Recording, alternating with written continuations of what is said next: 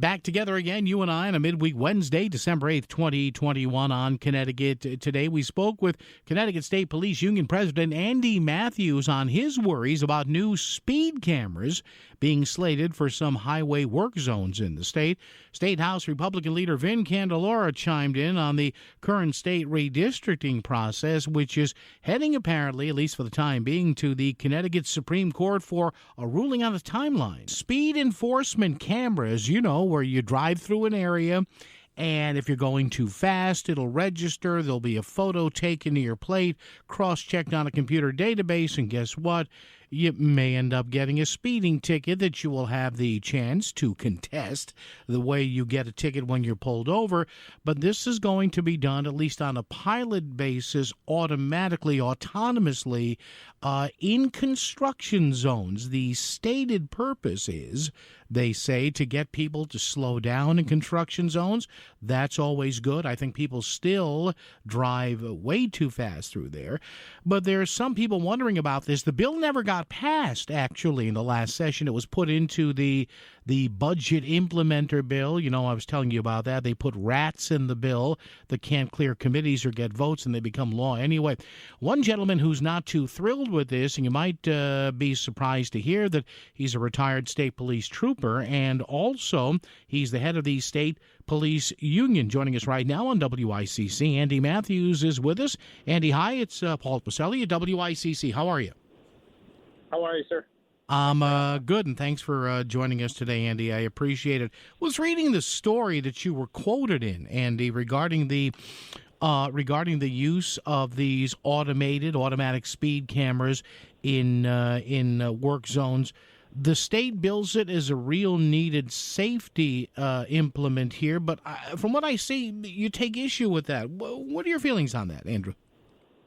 Well, first we should say it's important for everyone to obey the speed limit for the safety of not just the motoring public, but the workers in work zones. But why we're upset with it is because, and the public should be extremely upset with it, is we elect legislators to have public hearings and have debate or discussion about bills that are proposed. And at 3 o'clock in the morning, this language came out at the legislature this past session at 3 in the morning, and they voted on it later in the day. In the dark of night, they proposed language that essentially replaces the responsibilities of Connecticut state troopers under Connecticut General Statute 29-7. The commissioner of the state police has the authority, not DOT, to do enforcement and affect a system that is meant to prevent and detect violations of law in Connecticut, including motor vehicle law. That's the job of a state trooper. And what they don't tell you, there's comment from Representative Lamar that, troopers aren't stopping cars as much. There's a lot to unpack on that statement. The first thing the state should tell the public is since 2009, we're down over 300 state troopers, because rather than defunding us, they've eliminated positions of over 300 troopers. So if there were 300 more troopers on the job, to be able to focus on enforcement on the highways, we might not have the problem we have. There's issues around the country with regard to speed and speed enforcement and fatalities, but when something that has the effect of imposing on someone's constitutional rights, when a camera is taking a photo of the license plate on your car, there's reason to be seriously concerned. And we tried hard to work with the Transportation Committee and Representative Lamar. We gave a lot of suggestions to State Police Union leadership, and we were rejected on it. And they just imposed this. They're going to use federal grant money through the Big Orange funds to purchase the cameras, and basically the public's going to be. And what's really disappointing is that, in our view, Connecticut taxpayers are going to be the ones that suffer. And it's the law-abiding Connecticut taxpayers that will suffer the most. Because if you're an out-of-state resident or a individual that lives in Connecticut and has a misuse of a license plate, their car's not properly registered, or they're misusing illegal plates, they're not going to get a ticket.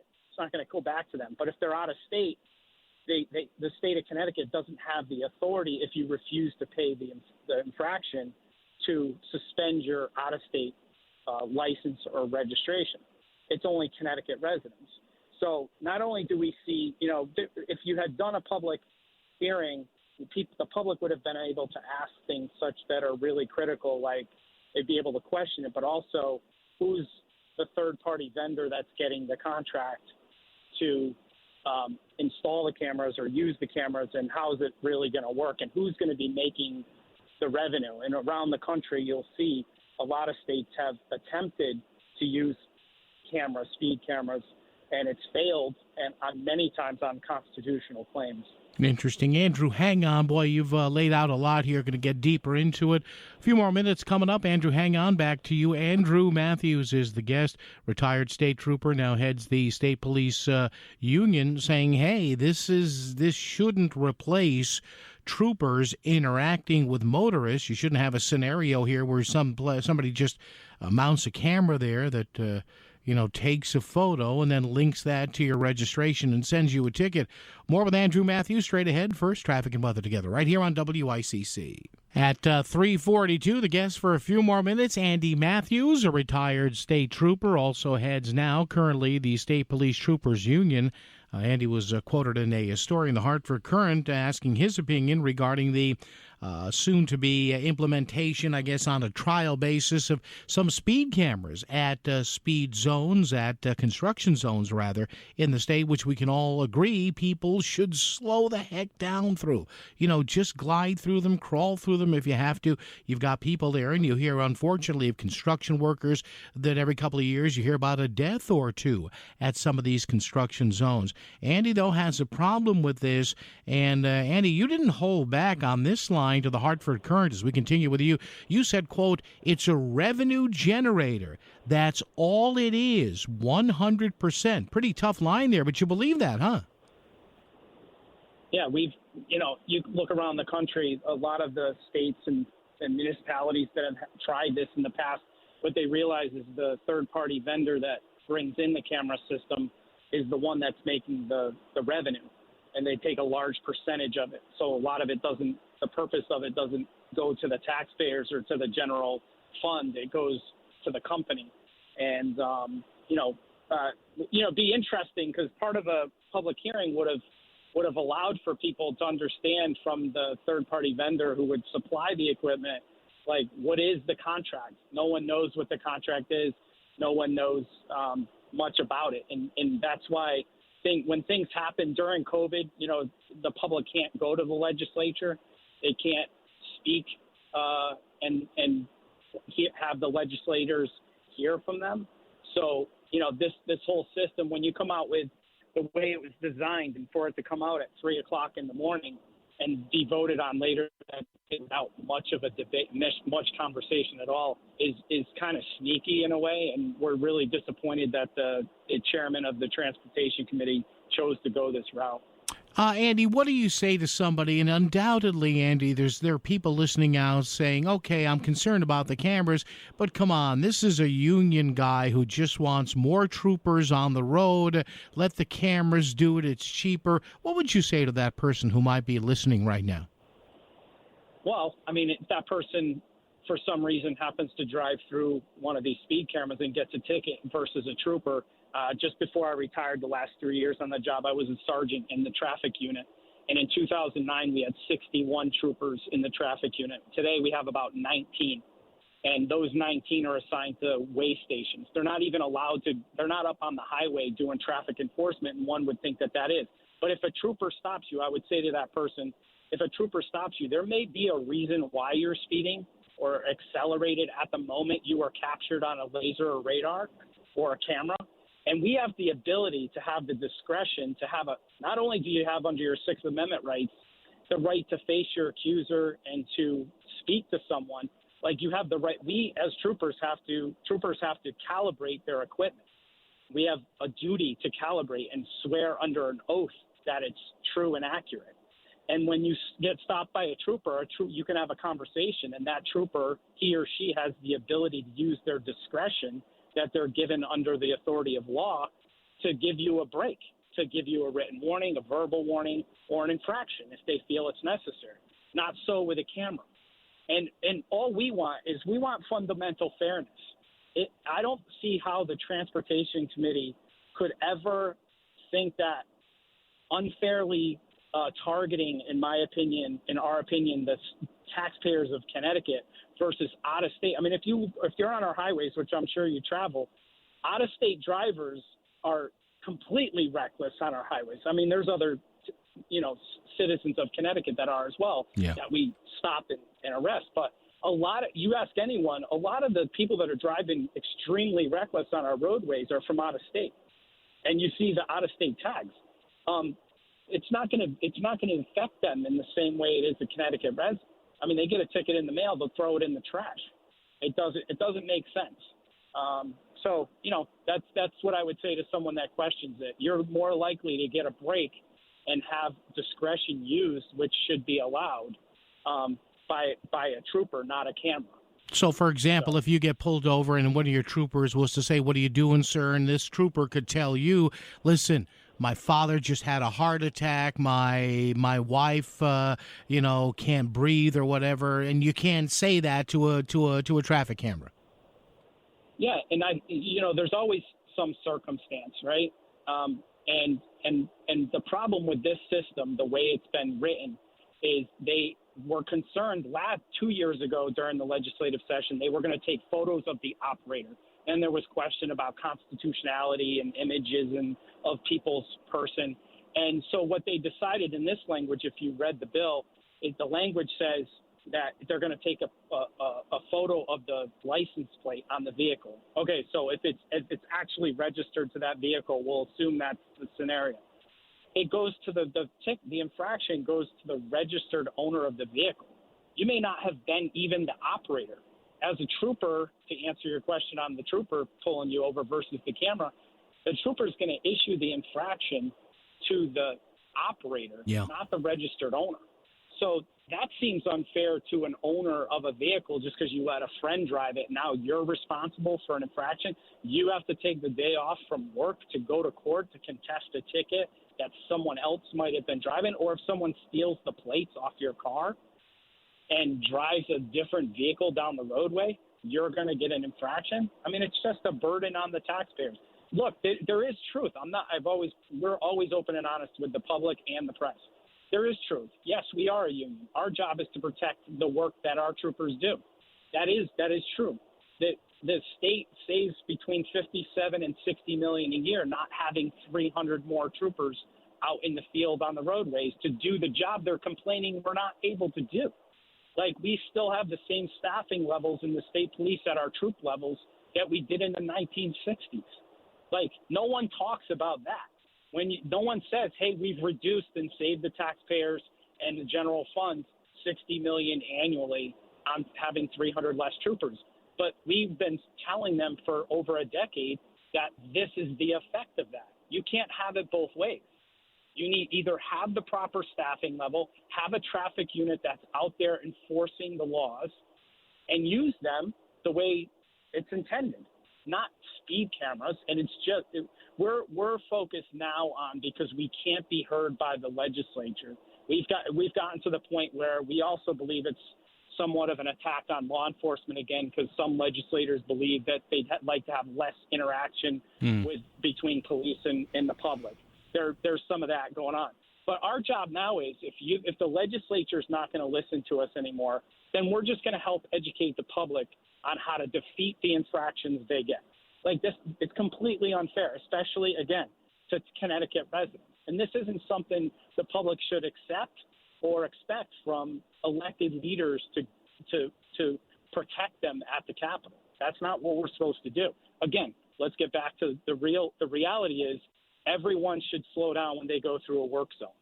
But what the state of Connecticut and DOT won't tell the public is that state troopers working on highway construction jobs to protect third-party vendors like private companies, you see them out on the highways all the time. Yeah. And by the way, just while we have your ear, it's not pensionable money. Everybody says, oh, that's crazy. It's pensionable. It's not pensionable overtime. But the state of Connecticut, through the Department of Transportation, protects third-party vendor employees in work zones, and they should, because we can show you many cases where troopers aren't on work zone and citizens, workers have been killed. Oh, sure. Right? No, absolutely, absolutely.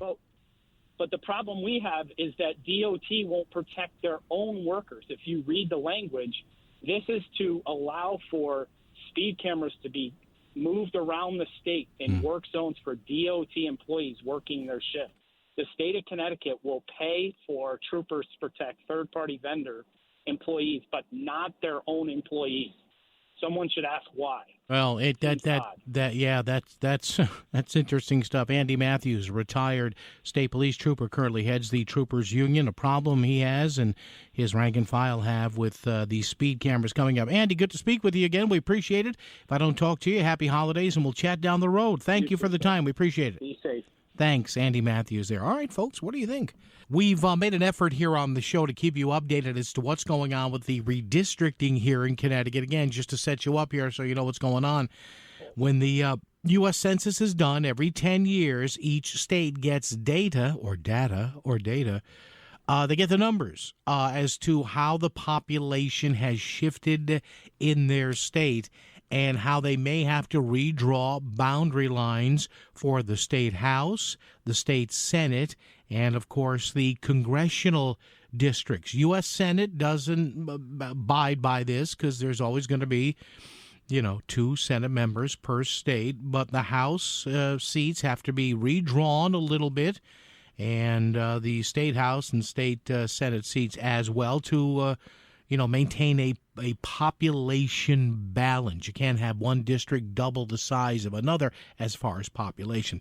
So the process is moving forward. The House is done, but there is apparently now going to be some state Supreme Court possible intervention of this because of slowdowns and deadlines and all this. And joining us right now is State House Republican leader Vin Candelora to update us on all that. Vin, good afternoon, sir. How are you?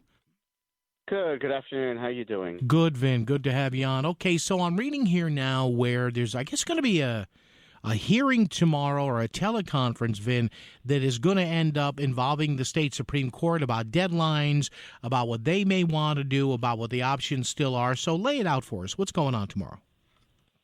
Yeah, so what's happened is, constitutionally, the Reapportionment Commission is given the authority to draw these maps, as you pointed out, the congressional, the House, and the Senate.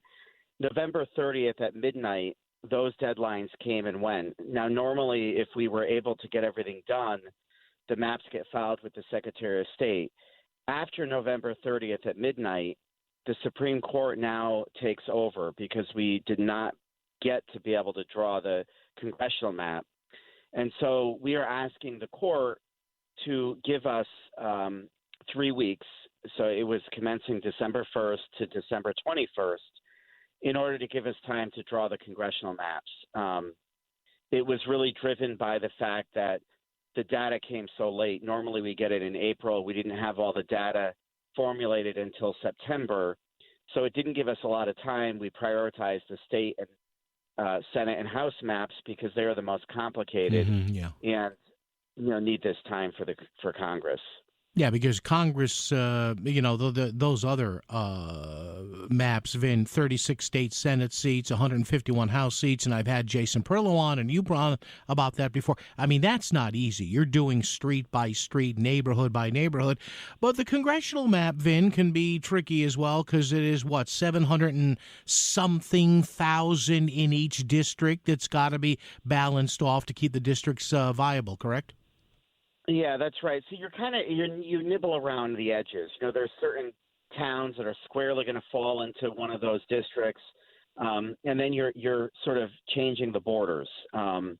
So that's part of that process. And so holistically, you're dealing with 5 districts as opposed to, in our case, 151.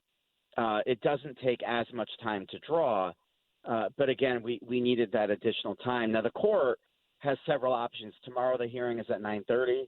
We have made a request for an extension. The court could deny it and say we're going to appoint a special masters to have them draw the map for you.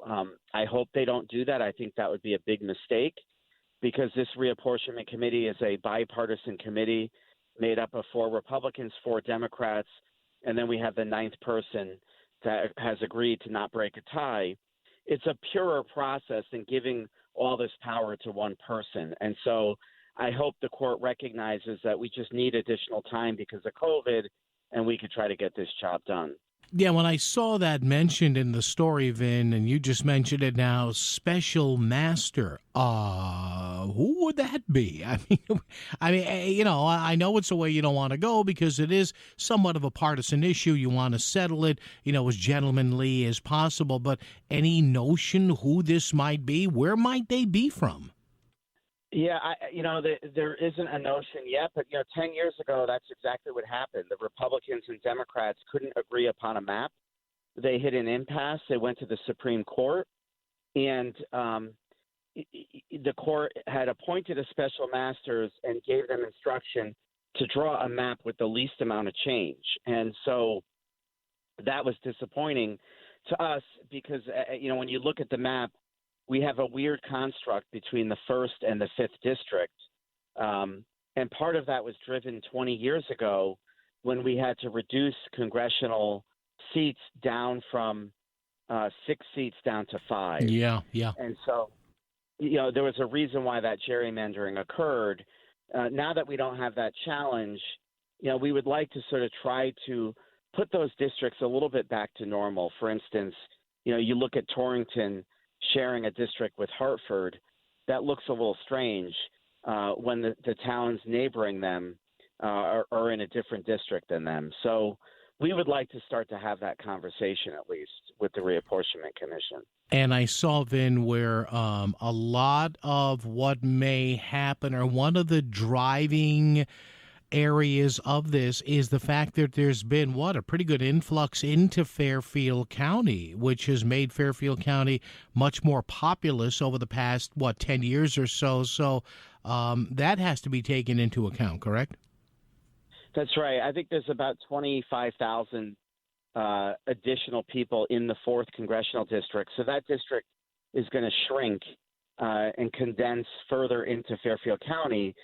And some of those areas, the towns on the edges are going to have to shed into the 3rd or the